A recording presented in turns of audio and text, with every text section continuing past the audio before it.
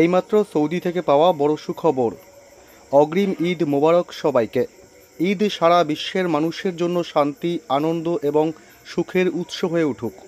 তবে সবার মনে একটি বড় কৌতূহল ছিল, সারা মাস রোজা রাখার পর ভারত ও বাংলাদেশে খুশির ঈদ কবে পালিত হবে। আবার অনেকের মনে প্রশ্ন, এবছর কি 30টি রোজা হবে নাকি 29টি। এইমাত্র কি জানালো চাঁদ দেখা কমিটি।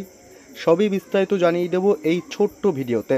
বিস্তারিত জানতে হলে ভিডিওটি অবশ্যই শেষ পর্যন্ত দেখবেন। ভিডিওটি ভালো লাগলে একটি লাইক করবেন, আর পরবর্তী লেটেস্ট খবরগুলি জানতে আমাদের ইউটিউব চ্যানেলটি সাবস্ক্রাইব করে আমাদের সঙ্গে থাকবেন। চাঁদ দেখার ওপরই বরাবর নির্ভর করে মুসলিমদের ঈদুল ফিতর পালন। 2025-এ কবে ঈদুল ফিতর হবে তা নিয়ে মুসলিমদের মধ্যে শুরু হয়েছিল নানা জল্পনা।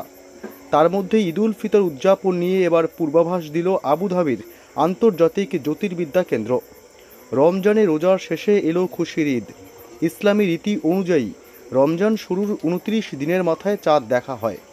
যদি ওই দিন চাঁদ না দেখা যায় তাহলে পরের দিনই ঈদ উদযাপন করা হয়, না হলে 30টি রমজান শেষে ঈদ পালন করা হয়। রমজান মাস প্রায় শেষের দিকে।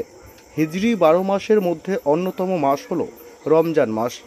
এই দীর্ঘ এক মাস পবিত্র রোজা রাখার পর চাঁদ দেখার মধ্য দিয়ে ঈদ উদযাপন করে থাকেন বিশ্বের মুসলিম সম্প্রদায়ের মানুষ।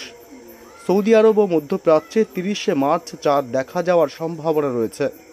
সেই হিসাবে ঈদুল ফিতর আগামী সোমবার 31শে মার্চ অনুষ্ঠিত হতে পারে বলে জানিয়েছে space and upper atmosphere research commission.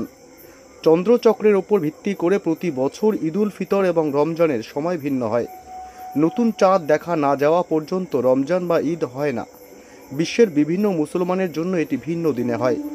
2025 সালের পবিত্র রমজান মাস ও ঈদুল ফিতরের সম্ভাব্য তারিখ জানিয়েছেন সংযুক্ত আরব আমিরাতের জ্যোতির্বিজ্ঞানী সংস্থা। জ্যোতির্বিজ্ঞানীদের সূক্ষ্ম গবেষণা ও হিসাব নিকাশ থেকে এই তথ্য পাওয়া গেছে যে মধ্যপ্রাচ্যে ঈদুল ফিতর হওয়ার সম্ভাবনা 31শে মার্চ। ওই দিন সৌদি আরব এবং কুয়েতের আকাশে দেখা যাবে চাঁদ।